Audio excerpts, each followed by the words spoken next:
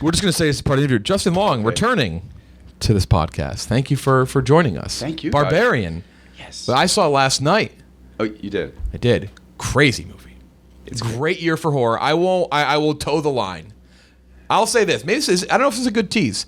There was actually, I kind of wished I almost hadn't seen it before talking to you about it, because now I have to like really dial back what I say. But I'll read the very blank synopsis. Won't say anything. I know, it's so frustrating because I love to, as you now know, like it's so fun to talk about. And like the shit that happens is so wild. And so many yet, twists and turns. And that's what I'm here to do, is talk about it. And yet I can't talk about it. So it's a little, what are we doing here? Right, exactly, yeah. A young woman traveling to Detroit for a job interview books a rental home, but when she arrives late at night, she discovers that the house is double booked and a strange man is already staying there. Against her better judgment, she decides to spend the evening, but soon discovers that there's a lot more to fear than just an unexpected house guest. Releases the 9th of September. You have to read it like that. Yeah, I do. But there's more to fear, perhaps. You gave a great comparison to this in another interview.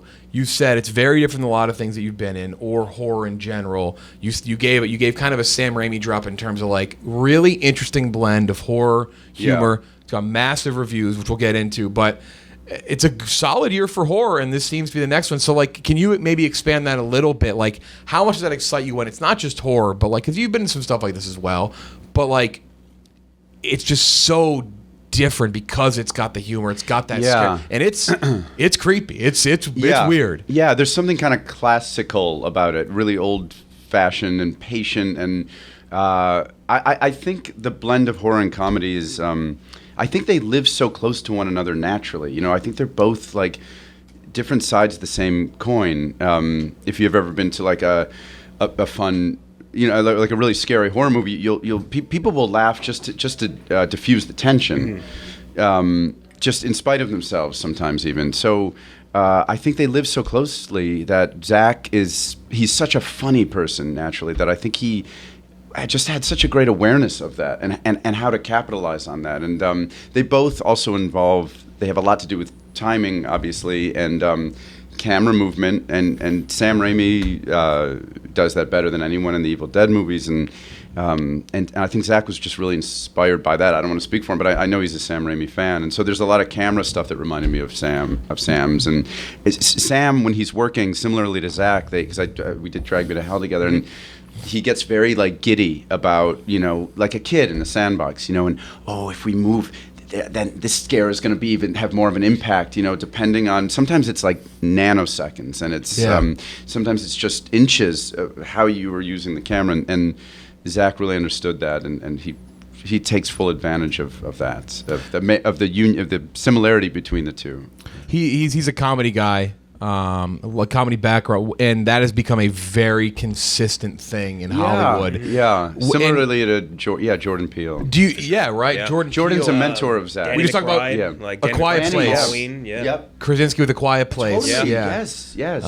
John did it really well. I almost just made an odd. I'm gonna make the bad. As he said, he was in that very funny Benghazi movie, but that you know him from The Office. So was he in that movie? Let the record show I didn't laugh at that. There's one man who's laughing. Yeah. But why? And then I mean yourself, like you're in a lot of comedics. Like, why is that though? Is it because like comedy can be so unapologetically dark to it? Like it just blends so well. Yes, I think we are all we're always kind of riding that line in life. I think there exists the potential for something really funny. And for example, if somebody falls, if somebody like, I remember there's a bar that I love to go to in LA. I used to live right nearby called La Poubelle, and there's one called Birds down the little block. And there was a little jut in the sidewalk. There was like a little, you know, the sidewalk kind of stuck out a little bit. And it's an area where you see a lot of characters walking around, people who think they're cool, and you know, LA guys and ladies, and people would trip on on this little. So we would sit out there and have, you know, drinks, and just every so often, maybe every 15 minutes, somebody would trip on this thing inevitably, and depending on certain factors, it would be either really funny or really sad. And those were, you know, if obvious, for example, it was like an old sweet woman, you know, who was maybe You would laugh really hard at that. Well, it depends on who you are, but yeah, exactly. That would be funny. No, if it was, and if somebody hurt themselves, obviously, and they fall, it's tragic and awful. And but if some cool guy who's like, and he trips, it can be really funny. And it's the same situation. It's the same. There's just different ingredients. But I think they live in the same space. The same is true in New York. Somebody gets into sometimes fights can be funny. Guys who are just kind of posturing, and there's something kind of ridiculous about it. But if somebody hits somebody and they get hurt, I don't know. I just think they are very two sides of the same coin, almost. I think so. Yeah, I know I'm saying that in 12 different ways. It seems to be like we were just saying, we just could name like 15 examples off the top of our head. Like, it just seems like it's a thing. It is. Well, yeah, and you see it in movies all the time. Even movies that are like horror movies that aren't supposed to be funny. I think as long as you commit to anything, people often ask, like, well, what is the difference between acting in a horror movie, acting in a comedy? And I don't feel I don't have a different process or a different. They both require a level of commitment that is, the more you commit to something, the better. You look at somebody like, Will Ferrell or Steve Carell. Those guys never wink at the camera. They are no matter what it is. I mean, Will would do the craziest characters on SNL, and those are always my favorite SNL performers. The ones that even if a sketch is going kind of south and you want to laugh and you want to acknowledge that it's kind of, they commit right through it. Like Chris Parnell's, those guys. Oh, yeah. He's, I think, the one guy who didn't laugh in the Chris Walken sketch. I need more cowboy. Cowboy, yeah. But I think they just require the same commitment. Reminds me of the old. Have you seen I don't know if it was ever cut. The old Prospector sketch. Oh, Yeah, the best. so I funny. love. It's probably one of my top 5. Now you listen. Yes, it's the best. It's one of those sketches where Will Forte was always in my favorites of those. The ones that would like just either get cut at the last minute or barely make it. Yep. But they were always the last sketches. He would do those weird. Will's a good example of that. Forte. He just commits no matter what it is. That whole room was dying. Catan, I think, was like the lead of the skit, and he's just like cracking up trying to deliver lines. One of Forte's most ridiculous characters is he plays a sword salesman in Tim and Eric's $1 billion movie. Yeah. And it's Yeah. it's a level of character you're like, what the? It's only not more absurd because John C. Reilly plays a character named Taquito who is like bleeding out the entire movie and is disgusting. Yeah. But it's just Well, it's John C. Reilly and God, as Stephen Brule. I mean, Dr. Stephen Brule. Yeah. That is like, those are brilliant performances that I know people think whatever, they're on like silly shows and stuff, but they require a real level of commitment. Forte in that Tim and Eric skit where he's the gingerbread guy. Oh, yeah. is so goddamn funny. Yeah, That's they do another like great yeah, one. yep. Super committed into that one. Where he gets so mad at it. Like when he yells, when he gets like, he gets like the veins on his neck pop out. He's wild. He's just a wild guy. And there's funny things. I'm sure you've interviewed him. He's just such a mild mannered. Oh yeah, very regular person. Yes. It's so nice and kind of mellow. So in this movie, you also have Bill Skarsgård. Obviously, he's not new to horror either. But I think like both of you have had like a little bit of a different experience where like your first start in horror, you're usually the person reacting to the fear. Yeah. And he was the person making the fear. He's so good. So like, where did you guys like approach to this genre differ in that way? I don't know. It's funny. I flew into. We shot this in Bulgaria, and I flew in. Which is an odd place, I know, to shoot a movie that takes place in Detroit. But they did such a great job making it look like Detroit. They did some of the exteriors in Detroit, but my first night in Bulgaria was Bill's last, and I just got into the hotel, and I met him so briefly. I'm such a fan of his, and so I was glad I got to meet him. And he's, again, like, I know I shouldn't be surprised. I'm an actor. I know people are different than their characters. Fortunately for me, because I play a really awful person in this, but Bill was so sweet. He's such a sweet guy and so charming, and he was just leaving, so I didn't really get to work with him. Our storylines don't really overlap, which is all I can say. But I got mad at Georgina Campbell, who's incredible in this movie. It's a great lead horror performance. I said, you've been working. We call her Georgie, and I said, Georgie, I'm sure you got Bill to record your outgoing message, right? Georgie can't come to the phone, right? I can't do a Pennywise impression, and she goes, oh my God, I didn't. No. I thought it was, well, you had him there for a week and a half. Think about that. Georgie can't get to the phone right now. I thought it would be. Is that? I wonder if it's a character he can like pull out of nowhere if he has to go into like the darkest goes into place. the dark place. I'm sure. Or just like, go. Yeah. Yeah. I'm sure he can do that voice. They said he was like fooling around with the kids on set and everything, so I feel like he was like not like super method into it. Oh, so, really? like, That's interesting. Well, he's so. I mean, it's such an indelible performance, and again, Zach Kreger uses the expectations of an actor like Bill. You see Bill, no matter how charming he is, he still has, because of his great performance in that movie, there's like an expectation that there's like a hint of creepiness that is in the air just because of his. Yeah. I was curious too, just because you've been in a decent amount of horror movies, just how you manufacture fear. Because I feel like and this is something where I think like you're talking about how comedy and horror is related. Yeah. I do think that like there is a part of like you can't manufacture a comedic feel. Like it's hard to be like, oh, now just be funny. Like, but that's how, a really now good just question. Be scared. Like, yeah, it's a really good question. It's so good. And it's, goddamn, I don't know. I mean, manufacturing it without it being false. Again, not to sound like a broken record, but I think it's just committing to like fear can never be. It's scary to be big, especially now in performances. Comedic performances too. I think Judd Apatow kind of started changing that. I think changing that approach to comedy, because there was a lot more subdued and guys just riffing and improvising. And but if you watch a movie like The Jerk, like Steve Martin is so big. He's really swinging those. Martin Short in Inner Space, or Bill Murray in What About Bob? They're like really big, broad performances, but they're so grounded. And to do that, you have to have real confidence. Like Kristen Wiig, Melissa McCarthy in Bridesmaids. Those are like big performances. But and I think the same is true of horror. You have to be willing to like really swing for the fences. And again, I think it's just so in terms of manufacturing fear, obviously, I don't know. The way I do it, I just imagine, it's just like I'm trying to use my imagination as something awful, seeing something awful. It was hard to do in this, reacting, I mean, because like in Jeepers Creepers, I remember we went out of our way we tried to play little games to make it easier. Like we went out of our way to stay away from the guy playing the creeper. Like we would avoid each other at lunch, which was a pain in the ass because you gotta, it's kind of a small shoot and whatever. But that movie cursed my entire life, by the way. I watched that way too young, and I was afraid. I was just telling someone this. I was afraid to go on the highway with my parents for like years after that. Oh, yeah, I was there's like, a lot we're of going to get killed by that creature. He'll just appear behind us. Every once in a while, I have flashes of, how like people on the highway, some people are maniacs with the way they drive up on you, and there's always a part of me that thinks, this could be it. This could be the one. I was going like 85. I was going like 25 over recently, and this guy was, and I was like, how fast do you want to go? I know. Especially when there's traffic. I'm way in too LA, fast I can't right even now. imagine. Like, It's wild. And then like you move over, and then they get 20 feet ahead of you. Yeah, and then they slow down. Yeah, because they have to. That's usually how it works. Yeah, but yes, I know. That was, I forget what we were talking about. Traffic.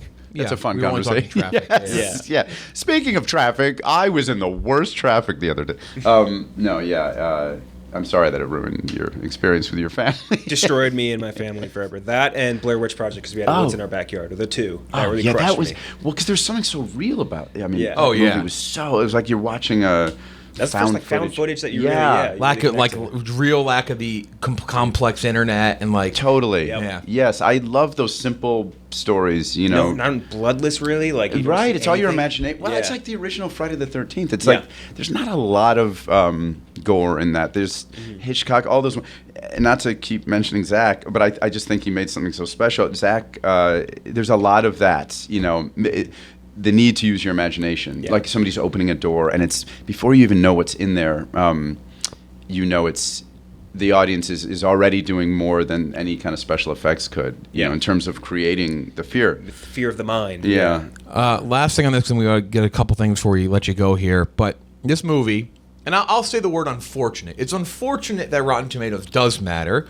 But this movie has debuted with a great score. It's at 93% Rotten Tomatoes with critics. Wow. And it does matter to people. Yeah, it does. Especially, I feel like, for something like this, where this isn't, I mean, it's 20th Century If it didn't do well, I'd say it studio. doesn't matter. Right. But, this isn't, it's not a superhero movie. It's not an IP. So, to an extent, it matters a little bit. Like, you hold it with a little bit of badge of honor and be like, put it out there, like, hey, No, it's look good. at this, folks. It's good, but the way my brain works, and it's just my own. It's just how I am. Is it's hard for me to see the fresh, the overwhelming percentage of fresh. I'm now dwelling on the 7% that are like, oh, now what did they say about it? Those are the ones I want, which is sick. It's a sickness of mine. And those are the ones I want to read, which is why I can't read them. It's funny because I almost actually think that a movie like this, which again I'm not going to spoil anything, but there's a lot of shit in here. I almost like the audience score. I think would be perfect at like 60 to 70 because I feel like if everybody buys in, it's almost like, wait, something's wrong here. And not everyone like expectations. Like there's too some high. movies like I say with well, like something like I don't know what Midsummers is, but I'm using an example like something that's like kind of fucked up. Where you're like, it's weird if everyone likes this. Yeah. Like it's all. Like, I don't know. Do you see eye to eye on that? I don't know. It becomes about what makes a good movie, what makes a fresh score in somebody's mind. If somebody, because I've heard people saying like, "Oh my God, I hated it. I can't believe how scared I got, or it ruined my my I'm about to do the Drew Barrymore show, and Drew and I were texting, and she said, "Can we curse on this?" Yes. She said, "It ruined my fucking life." And I said, "That's good though. In a good way, evoked feeling." Yes, exactly. I think she meant it in the best way. But I think it's just people enjoy being scared, or they. But you're right. It evokes something. That's the goal, right? Like, I'll always use. You know what I use as a good example is Uncut Gems. I love Uncut Gems. Yeah, me too. Love. I walked out of Uncut Gems and there was a buzz around the people walking out of the theater here in New York. And I was like, holy shit, that was awesome. And people told me they don't like it. They're like, it's just 2.5 hours of an anxiety and like it's an anxiety attack. I'm like, I'm gonna be honest. That's why I kind of liked it. Like that was Totally. what they were. That's what they feeling. Same with Good Time too. The Seth Brothers other movie. I'm like, yes. It's kind of it, right? That's the reason. Well, that's what this does. I know it's funny. I haven't been in something like that in a while, where you can feel.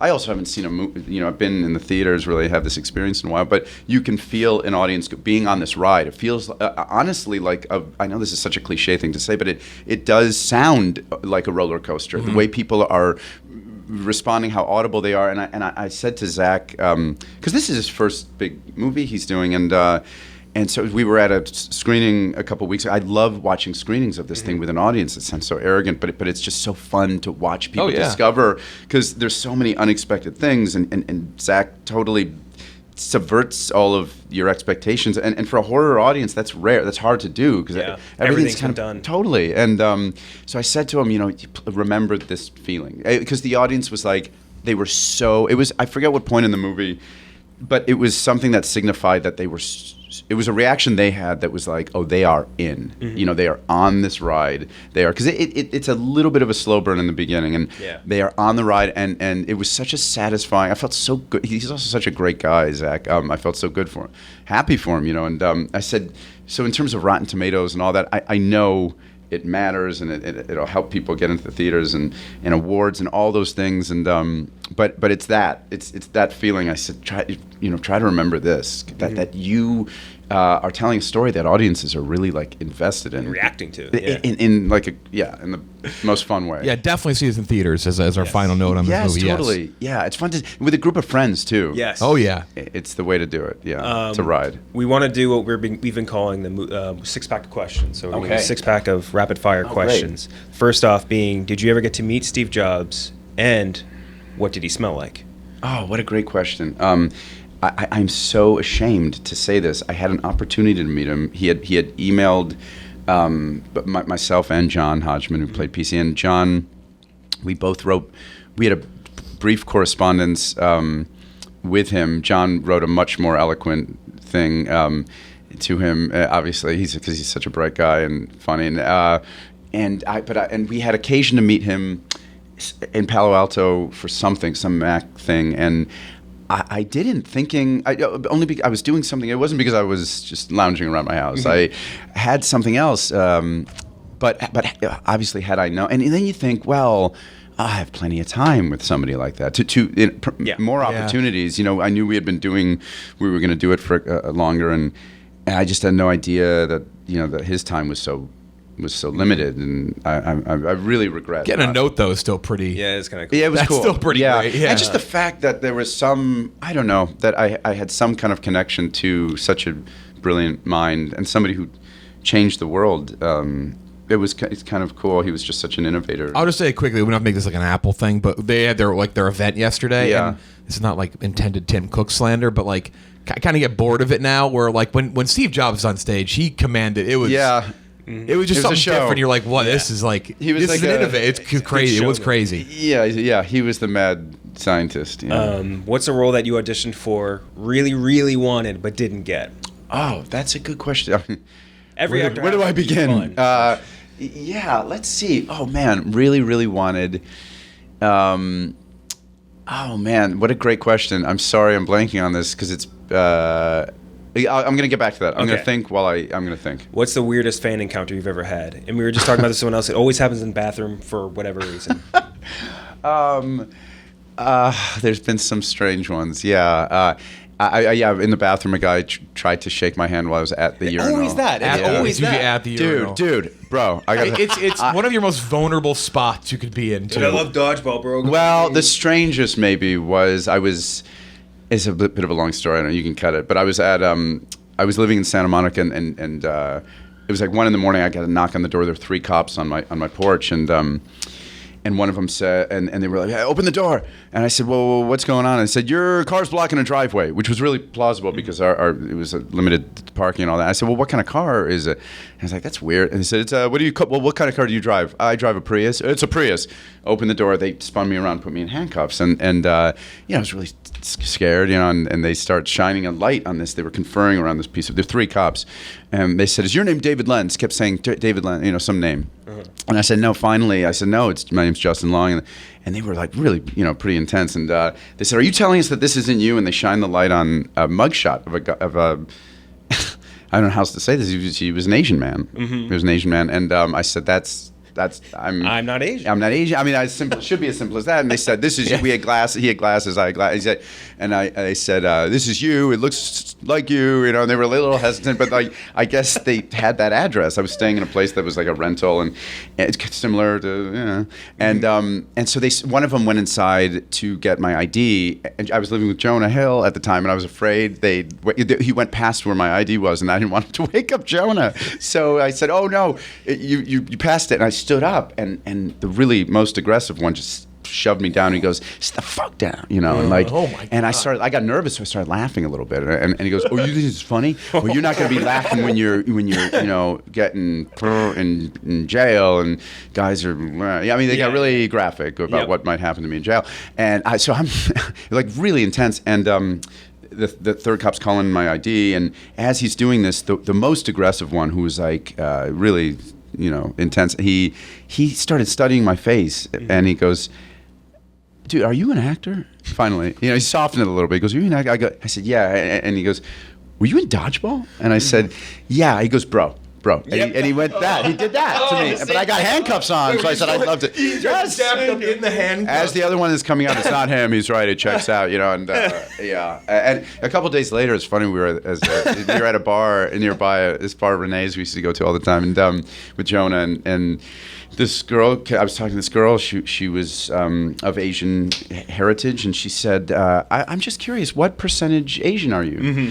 And Jonah started laughing because of what happened with the cops. And I said, "Oh, he told you the story, huh? Jonah told you." And she goes, "No." And Jonah's like, "I didn't say anything. I didn't." And she goes, "No, seriously, what are you, like half, a quarter?" And I said, "I'm not." And we're laughing a little bit. And I was like, "I'm not Asian at all."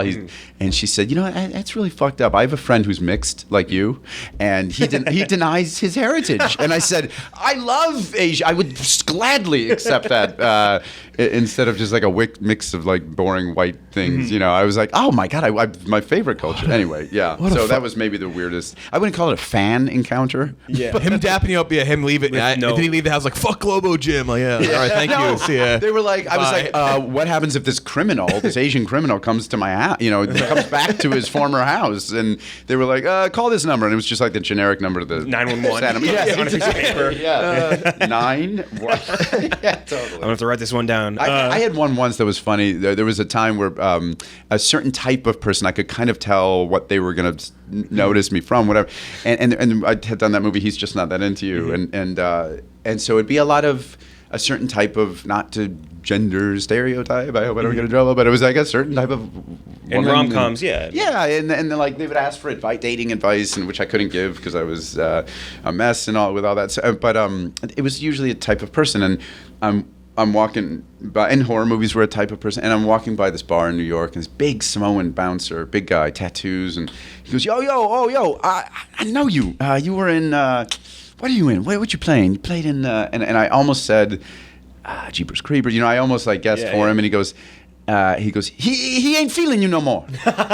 And I said, what? He goes, he ain't feeling. I said, oh, he's just not that into you. Yeah. And he goes, yeah, he ain't feeling you no more. I was like, He had the Criterion version. Yeah. Hanging on his wall. Next one. What do you think the best chain restaurant is? I forgot this was a lightning round. Sorry, I'm talking to chain restaurant. I love Shake Shack is great. It is. Shake Shack. They have a new fall line of milkshakes, by the way. Just not the custard. It's not sponsored by Shake Shack, but No, but they do a cool thing where they maybe it should be where they No Kid Hungry. They do it. I think they're doing still a tie-in. Oh, they give yeah. a lot of money to No Kid Hungry. So if you buy a custard there, I don't know if they're still doing it. what a great excuse to go eat.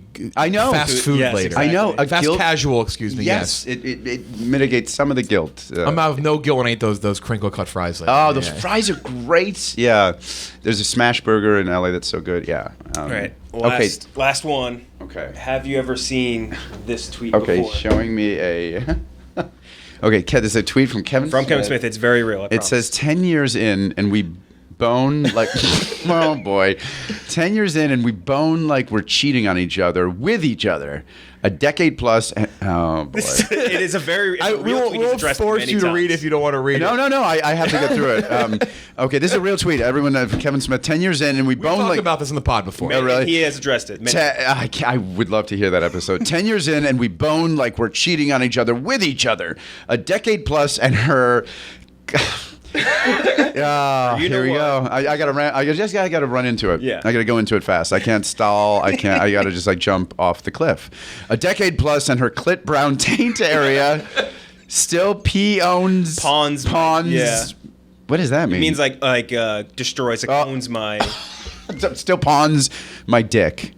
Wow. Holy God. I think what he said was she clit brown She taint. posted that or Yeah, something. she he's put it on his account back in or here something. again in like a week or days, two. yeah. I think. Oh, really? I think we might be talking to him. Yeah. Oh, clear But to- yeah. He I can't wait He to see addressed that. that. Did he? I would love to hear how he He addressed knew, it. and we were bringing it up too. He's like, he I know could you're about tell. to talk about. He's like, I know what I know you it said. is. So we're gonna show Sir. you a tweet, and he's like, I know.